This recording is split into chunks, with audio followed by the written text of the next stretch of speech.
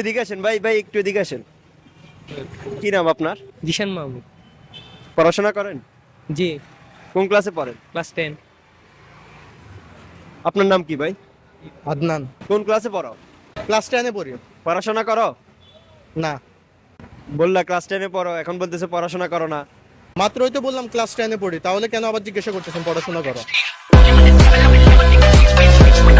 পড়াশোনা করলে এত রাতে বাইরে ঘুরে করে সময় নষ্ট করতেছো কেন? সময় তো আপনি আমাদের নষ্ট করতেছেন, আমরা তো প্রাইভেট পড়ে বাসা যাচ্ছিলাম। তোমাদের পছন্দের সাবজেক্ট কি? ইংলিশ।